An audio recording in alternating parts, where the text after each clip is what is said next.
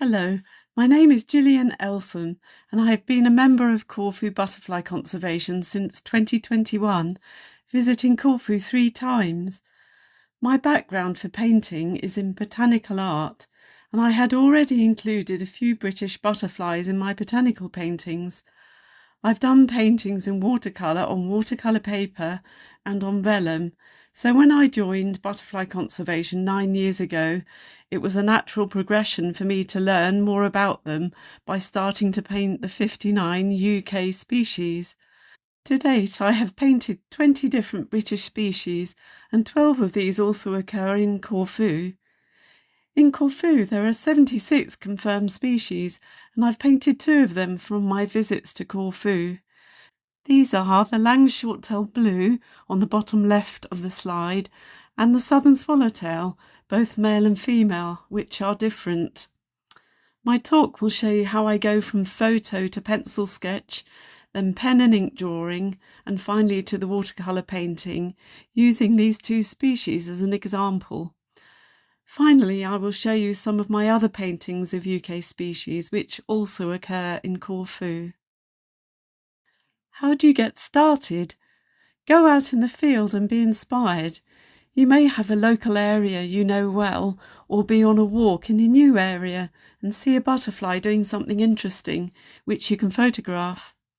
On our second day in Corfu in October 2021, we saw a number of Lang's short-tailed blues. The male on the right-hand side was seen nectaring on Erica manipuliflora, or world heath. On the left was a pair mating on the same plant, and a little later a member of our group saw an egg being laid on the heather. This was behaviour which was new to us and maybe not recorded before. These butterflies were in good condition, so worth photographing. I was inspired by the beauty of this little butterfly, with the greeny blues shimmering scales of the eye spots and short tail. The blues, purples and oranges of butterflies are structural colour rather than pigment colour. The white scales are hollow and reflect the light but have no pigment. In fact, a butterfly has only 4 pigment colours used in its scales: brown, black, yellow and red. In this butterfly you have white, brown, yellow and black scales. You should use your own photos, whether taken on the phone or with a digital camera, for copyright reasons and also your own satisfaction. This was the photo I wanted to use for the basis of my painting of the Lang's short-tailed blue male nectaring on Erica manipuliflora. But as you can see, it's not actually nectaring in this photo, so I used the photo on the previous slide as well. I had already painted several butterflies in the Lycaenidae family, which would be of help. Here you can see a small blue Cupido minimus on the left, which is found in Corfu, and a silver-studded blue Plebeius argus on the right, which isn't found in Corfu. But the wing venation pattern of all the Lycaenids is the same. You need to get to know your butterfly anatomy before doing any drawing or painting of them. So here is my pen and ink drawing of a small blue butterfly, annotated to show butterfly anatomy. There are 3 parts to the body: the head, the thorax and the abdomen. The head has 2 antennae with clubbed tips, 2 palps and 2 eyes. These are all sensory organs, and a coiled proboscis for feeding. There are 3 pairs of legs: the forelegs, the mid-legs and the hind legs, and 2 pairs of wings, the forewings and the hindwings, attached to the thorax. In some species, for example those in the Nymphalidae family, the forelegs are reduced in size. The legs have a particular structure comprised of femur, tibia, which sometimes has spines, and tarsus with a claw on the end. Dan Danaher asked me to do a generalised wing venation and wing area diagram for the CBC website, which you can see on this slide. This would be of help in the description of each butterfly species. For reference, I used Collins' Butterfly Guide by Tom Tolman and Richard Lewington, the PDF on butterfly anatomy, which you can find on the Dispar section of the UK Butterflies website by Peter Eales. The leading edge of the wing is called the costa. The other two edges of each wing are called the outer margin and the inner margin. There are 4 wing regions: the basal, discal, postdiscal, which means after the discal, and submarginal, which means under the margin. Each butterfly family has a characteristic wing venation, except for the Nymphalidae, which have a different wing venation pattern for each of the 3 subfamilies. Here, the diagram is that of a Nymphaline subfamily. The spaces above each vein are numbered after the vein. For example, S4 is above vein 4, etc. Now back to the painting of the Lang short-tailed blue male. On the left is a copy of the Lycaenidae wing venation pattern from UK Butterflies website. You can see that there is no vein 8 on the forewing. This is a characteristic of the Lycaenidae. On the right you can see my setup on the dining room table.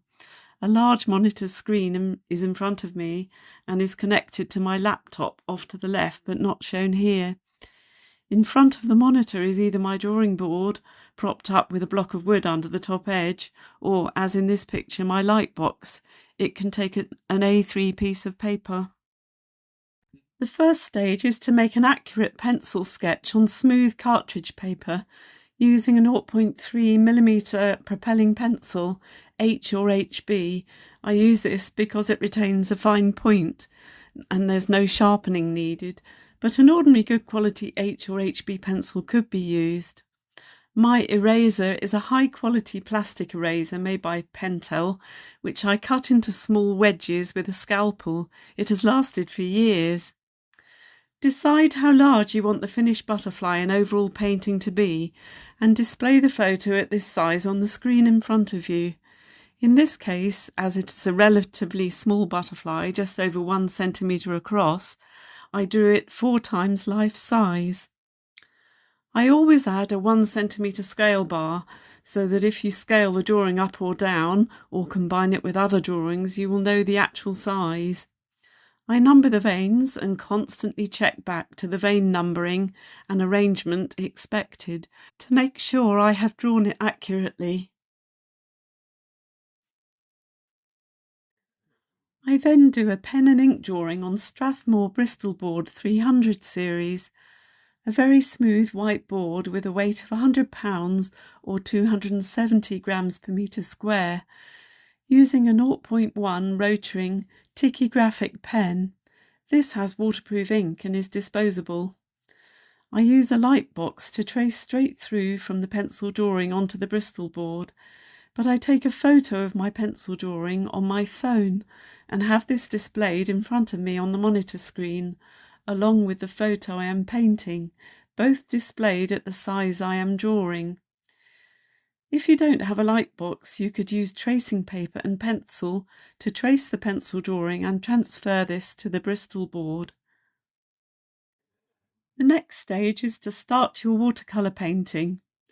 I use £140 or 300 gram per metre square Arches HP or hot pressed paper, which has a smooth surface good for detailed watercolour painting, but a slight cream colour.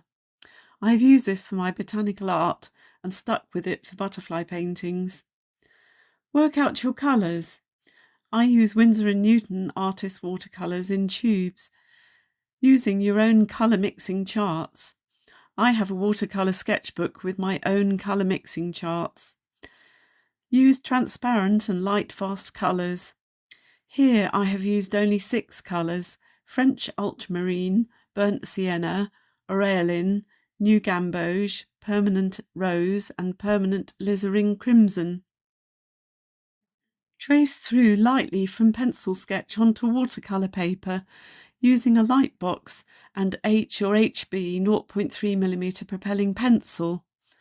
The pen and ink study is propped up and used for reference too. The brushes I use are Winsor & Newton Kolinsky Sable Series 7, sizes 000, 00, 0 and 1. These are expensive, so use an old brush for mixing up colour. The butterfly was painted first, outlining in my neutral tint, made from about 4 parts French ultramarine and 1 part burnt sienna. Here's the watercolour in progress. I have done all the leaves and am now concentrating on the flowers and buds. I have a scrap piece of watercolour paper in the top right, which I always have to test out my colours and my brush before putting paint to paper. Another tip is to always cover the part of the painting you are not working on with another scrap piece of paper to protect the painting from splashes or even dropping your brush, which I've done many times. At the end of your work session, cover your work to protect it from insects or spiders landing on it and marking it. Here's the finished watercolour. 6 Winsor & Newton Artist watercolours in tubes were used, all transparent and light fast. French ultramarine, burnt sienna, new gamboge, permanent rose, permanent alizarin crimson and aureolin. Here's the finished watercolour, but it's a phone photo and you can see there's a slight colour cast on the right. And throughout the painting process I've been taking photos of the process on my phone. This is the finished watercolour photographed using a 100mm macro lens, Canon 90D and external flash gun aimed at a white reflector. The pen and ink drawing was photographed in the same way. The raw photos are processed using Canon's DPP program. The JPEG is then edited using Affinity Photo 2. For reproduction, the aim is to have a white background while retaining the detail and colour of the original painting. I used the finished pen and ink drawing and watercolour painting to make cards using Affinity Photo 2. The second species from Corfu I've painted was a southern swallowtail, Papilio alexanor, female. This one had been roosting overnight with the antennae nearly parallel and wings fully open. It may have just emerged. I was just sitting there on a cold and rainy morning. I chose to paint this one because the wings are fully spread out and it was in good condition. You can see that the female southern swallowtail has a pale yellow ground colour, orange lunules or eye spots, white tips to the antennae. In fact, she is larger than the male. A bird might mistake those eye spots and tails for the head and attack these instead of the real head. I thought you might like to see this video clip I made last year in May of a southern swallowtail male nectaring on the scabious Nautia integrifolia.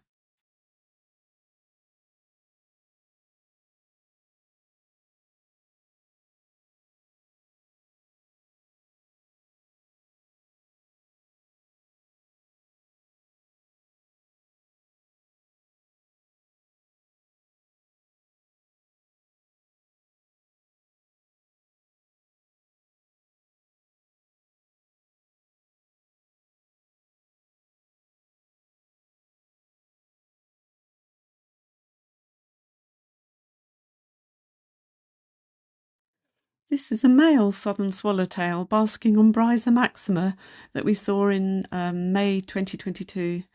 You can see it also has white tips to its antennae, orange lunules, but the wings have a darker yellow ground colour and it's smaller than the female. Here's another male southern swallowtail nectaring from a thistle. In fact, it was this one I chose to paint because it was in good condition and the wings were slightly more spread out than in the previous photo. This slide shows the wing venation of a swallowtail, Papilio macaon, in the Papilionidae family. On the left is the pen and ink study of a swallowtail, subspecies Britannicus, from Norfolk in the UK, which I had already drawn. On the right is the reference I used from the UK Butterflies website, which will also help when drawing and painting the southern swallowtail. Here are the pencil sketches of the southern swallowtail with the female on the top picture and the male below. They're drawn twice life size with 1 centimetre scale bars put on the pictures, and you can see the relative sizes of the female, the top picture, compared with the male below. She's much bigger. To work out the actual sizes of the butterflies, I always look in all my reference books and on reliable websites and take measurements like the length of the leading edge of the forewing, the wingspan, the width between the eyes, the width of the abdomen at the widest part, and then I size the photo accordingly on my screen to be either life size or, in this case, drawn twice life size. In the bottom right of the picture you can see that I've already worked out the colours I'm going to use, and I have all the paints ready in my China mixing palette. Here's the pen and ink study of the southern swallowtail female. You can see what a fat abdomen she has. Here's the pen and ink study of the male southern swallowtail. In fact, the length of the leading edge of the forewing is about 1 centimetre less than that of the female.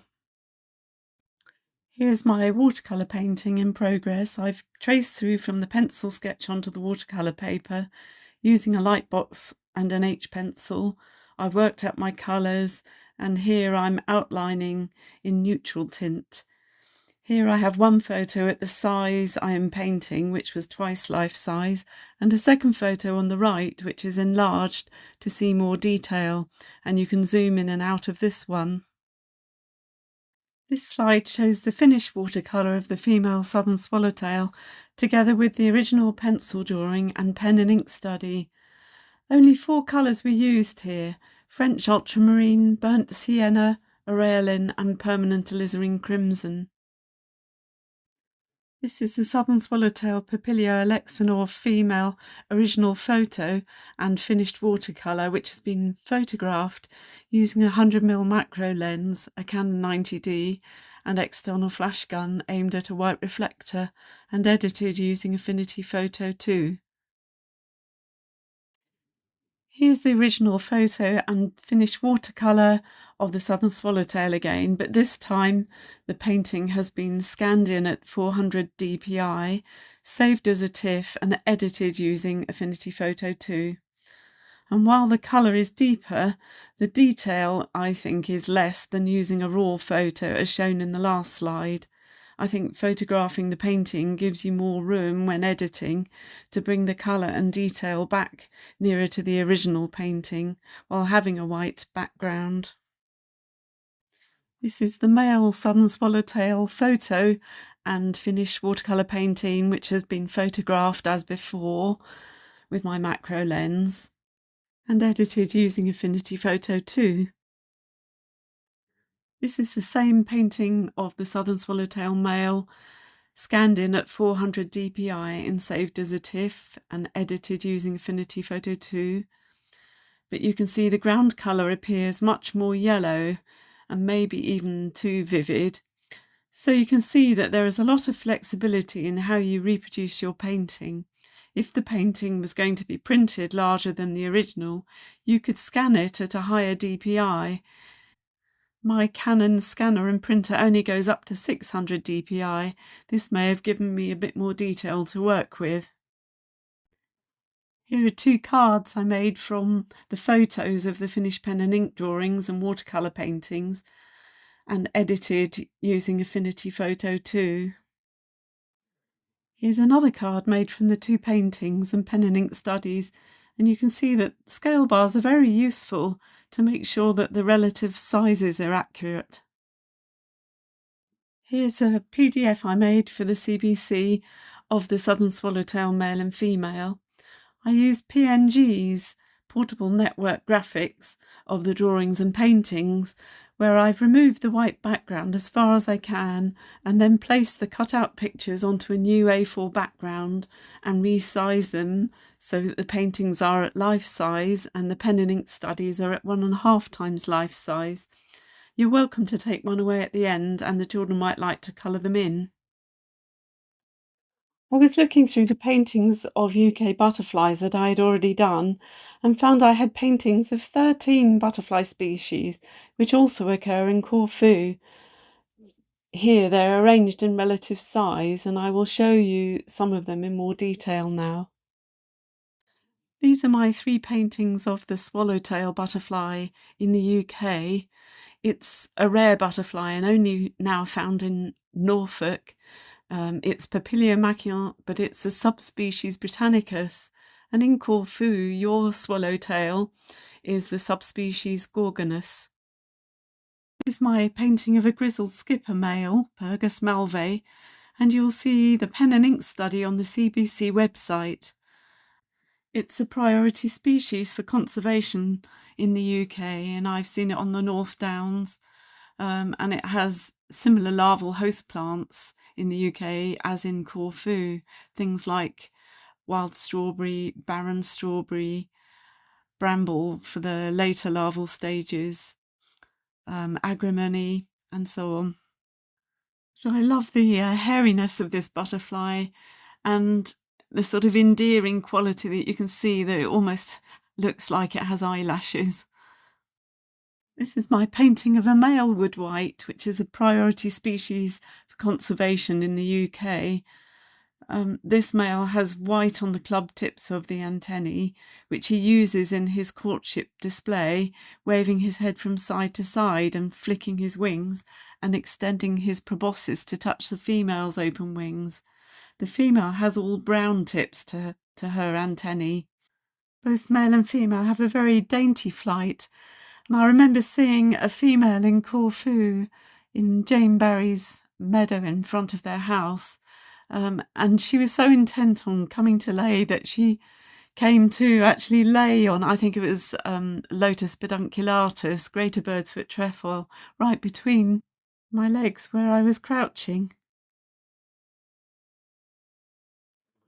This is an orange-tip male nectaring on cuckoo flower, Cardaminae pratensis, its larval host plant in the UK.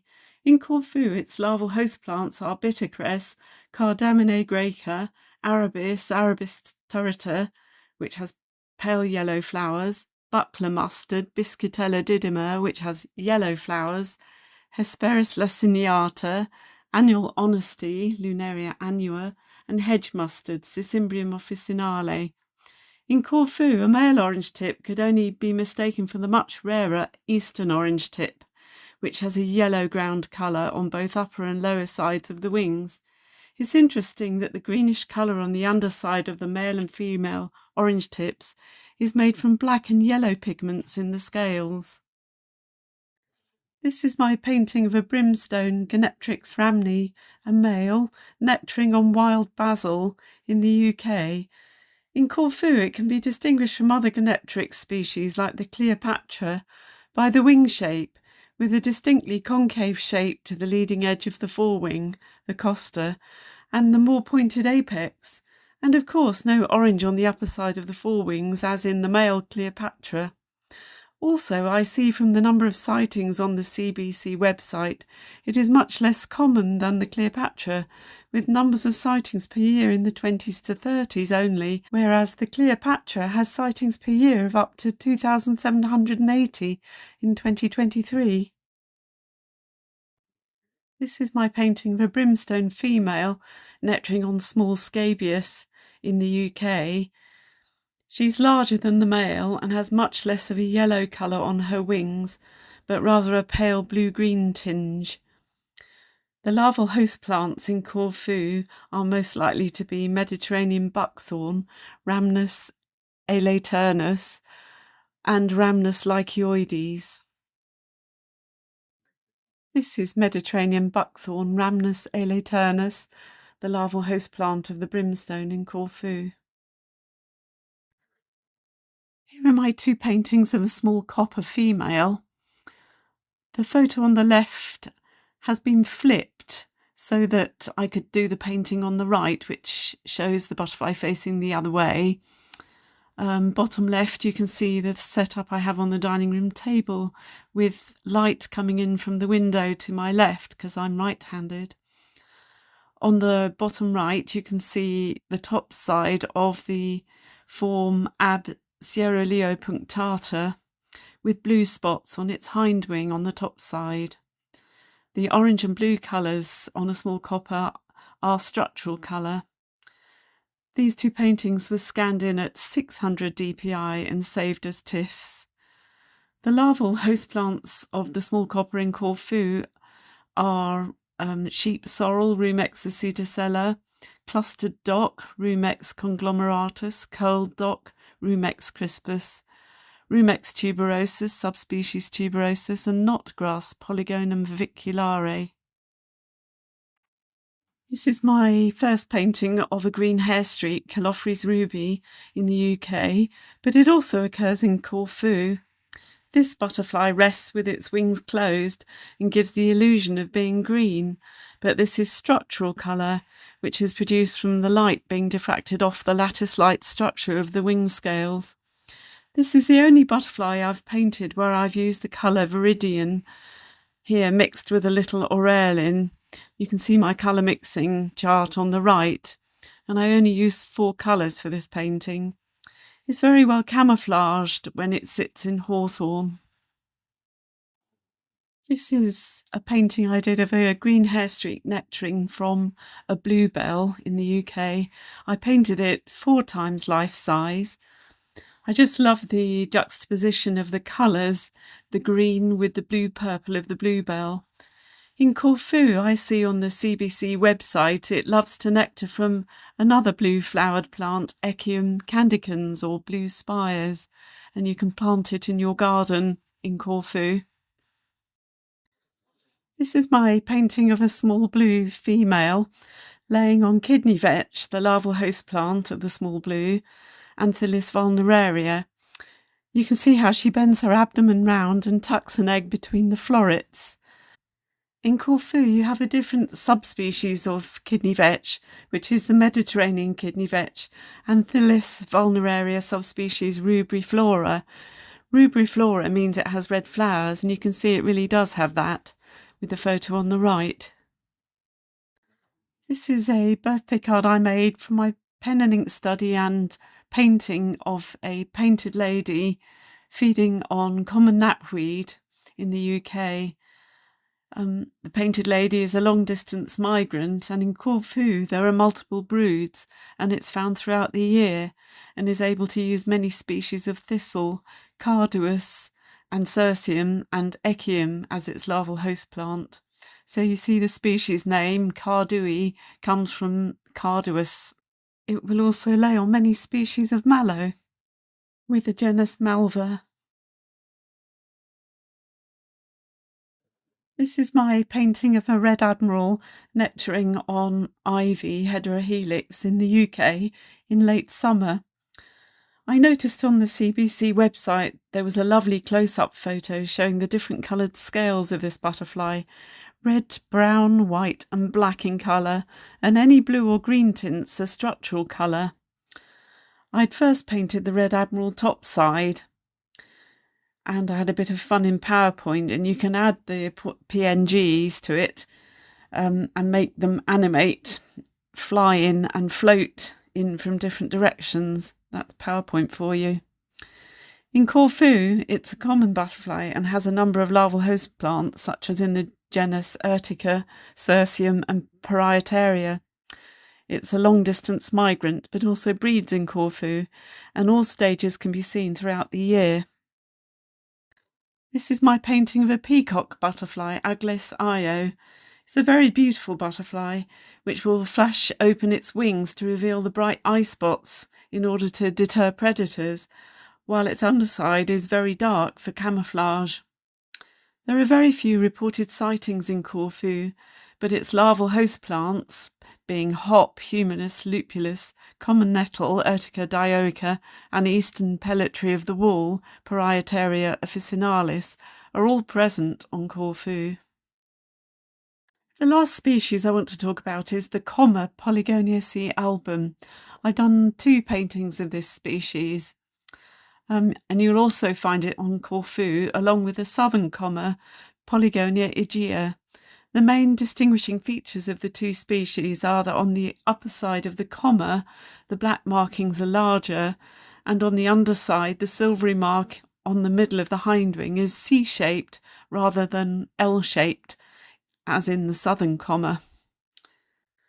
What are the benefits of painting butterflies? Well, I've found it benefits my well-being, both mental and physical. Particularly in the pandemic, it helped me to slow down and forget about what was going on and just appreciate their beauty. It also got me outside photographing them. It's got me to Corfu photographing them and learning more about them. The more you know, the more you want to know about butterflies, and in the end you may find that you want to help with their conservation. I do hope you've enjoyed this talk, and thank you for listening.